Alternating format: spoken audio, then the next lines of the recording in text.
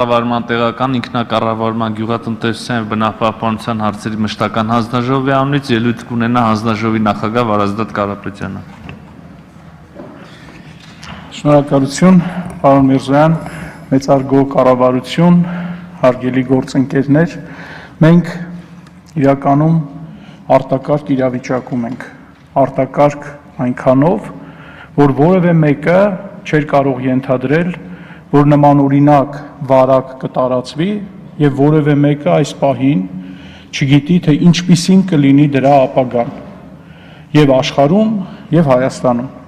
Այսինքն իրավիճակը, որի մեջ հայտնվել է աշխարհը, աննախադեպ է։ Հիմա մեր գործընկերները անընդհատ բերում են տարբեր երկրների օրինակներ, ինչպես են տարբեր երկրներ փորձում հաղթահարել վարակը։ Եթե ընդհանուր նայենք մեծ խմբերով, մենք ունենք արևելքի օրինակները, Չինաստանի, Ճապոնիայի, Հարավային Կորեայի, ունենք արևմուտքի օրինակները, Իտալիայի, Իսպանիայի, Հարավային Ֆրանսիայի հատկապես, Մեծ Բրիտանիայի,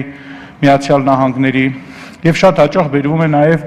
Վրաստանի եւ Հունաստանի օրինակը։ Մենք ունենք երկու քաղաքակրթական մոտեցում մեծ հաշվով։ Առաջինը ավանդաբար հազարամյակներով եկած շատ ուժեղ պետական ապարատ ունեցող երկրներն են, արևելքի երկրները, երկրորդը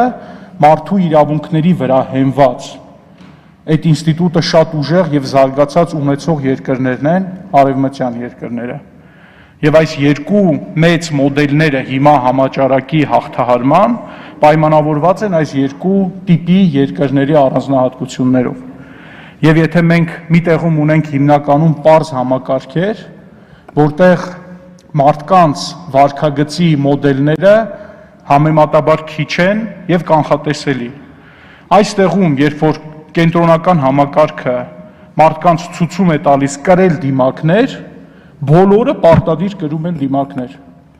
Եվ այս խոսակցությունը, ոնց որ այսօր մենք ունենք դահլիճում տվյալների հրապարակման մասին, մարդու իրավունքների եւ ձերբակալությունների մասին, այդ երկրներում այս խոսակցությունը ընդհանրապես չկա, որովհետև այդ երկրները հազարամյակներով սովոր են ուղիղ ցուցումի տակ աշխատելու։ Մյուս մոդելի մեջ, արևմտյան մոդելի մեջ, մարդու իրավունքներն են գերակա եւ պատահական չի, որ այս մեծ տարածումը համավարակի հատկապես այդ երկրներում է տեղ գտնում։ Հիմա մենք որպես պետություն, կառավարություն, ազգային ժողով պետք է հստակ նայենք, թե մենք որ տարբերակի մեջ ենք։ Մենք գնում ենք արևմտյան մոդելով, թե գնում ենք արևելյան մոդելով։ Եվ կարծում եմ մենք ունենք այս անգամ մեր ճանապարհը հարթելու եւ մեր ուրույն ճանապարհը ունենալու հնարավորություն։ Եվ որը կհիմնվի ոչ թե մարդու իրավունքների վրա, այլ մարդու պատասխանատվության վրա։ Եվ այս մեծ շարժումը, այս մեծ պատասխանատվությունը մեկ անձից, տվյալ դեպքում վարչապետից, 3 միլիոն անձի բաժանելու հենց այդ հիմնական նպատակը ունի։ Եվ այս շարժումը, այն որ մենք ապրում ենք բարդ իրավիճակում, բարդ համակարգում, որտեղ այնքան շատ են մոդելները, որ անկանխատեսելի է յուրաքանչյուրի վարքագիծը։ Եվ մեր երկրում դեռևս ապրիլյան պատերազմից, ապա նաև հեղափոխությունից հետո պարզ է, որ մեր համակարգը բարդ է։ Այսինքն մենք չունենք վերևից եկող հրահանգին ուղղակիորեն ենթարկվող հանրություն։ Մեր հանրությունը պետք է ինքնուրույն որոշում կայացնի հաղթելու։ Եվ այդ զգացողությունը պետք է ունենա հանրությունը, բոլորը, 3 միլիոնը հաղթելու զգացողություն պետք է ունենան, որպեսզի մենք կարողանանք հաղթել այս իրավիճակում։ Ինձ համար հստակ է, որ մեր հանրությունը այդ որոշումը կայացրել է արդեն։ Եվ այդ ազդանշանը ես ստացա Քերոբյան Վահանի նամակից համացանցում, ով գրեց, որ համավարակի դեմ պայքարում ես առաջարկում եմ ինձ։ Եվ հազարավոր մարդիկ առաջարկեցին իրենց համավարակի դեմ պայքարում։ Եվ հիմա Հայաստանը մոտավորապես այդ վիճակում է, երբ որ հազարավոր մարդիկ միացել են այս պայքարում հաղթելուն, այսինքն զգացողությունը կա, որ մենք պետք է հաղթենք։ Եվ բարեբախտաբար վերջին օրերի դինամիկան նույնպես մեզ հուշում է, որ մենք գնում ենք հաղթելու ճանապարհով։ Հիմա քանի որ մենք բարդ իրավիճակում ենք եւ բարդ համակարգ ունենք, մենք պետք է որոշենք ինչպես ենք կառավարում համակարգը։ Եվ քննադատությունը, որը հնչում է մեր գործընկերների կողմից, համակարգը կառավարելուն է վերաբերում։ Մի բան հստակ է, որ պարզ համակարգի օրինաչափություններով բարդ համակարգը չի կարելի կառավարել եւ հնարավոր էլ չի կառավարել եւ հեղափոխությունը դա ապացուցել է։ Այսինքն մենք պետք է շարժվենք բարդ համակարգի օրինաչափություններով։ Բարդ համակարգը ունի 3 հայտանիշ, 3 կարևոր նախապայման կառավարման՝ թափանցիկություն, մասնակցություն եւ այս երկուսը միասին սնում են մի մեծ ինստիտուտ, որի վրա պետք է կառուցենք մեր ապագան, եւ այդ ինստիտուտի անունը վստահություն է։ Եվ այն բոլոր ջանքերը, որ վերջին ամիսներին կառավարությունը անգնահատելի ջանքեր իրականում, մենք մեր երկու գործընկերների հետ ներառված ենք տնտեսական բլոկի աշխատանքներում, անգնահատելի են ջանքերը։ Եվ ակնհայտ է, որ առաջին հայտանիշը, թափանցիկության հայտանիշը կառավարությունը 100%-ով պահում է։ Այսինքն մեր հանրությունը 100%-ով տեղեկացված է,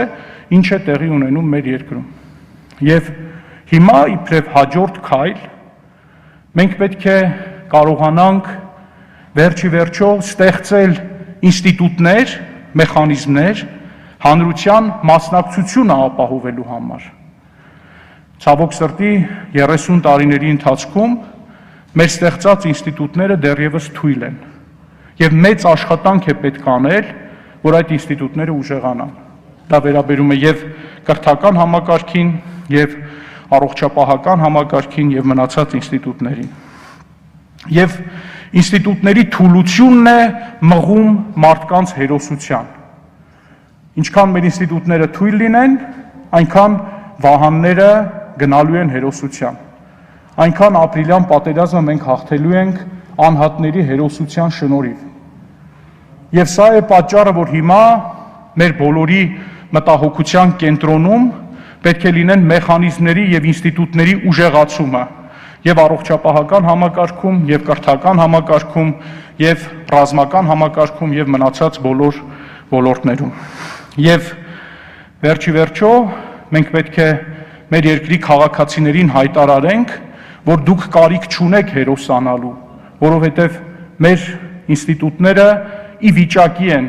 այս աշխատանքը անել եւ այս հարցը լուծել։ Եվ երբ որ հետևում ենք կառավարության գործողություններին,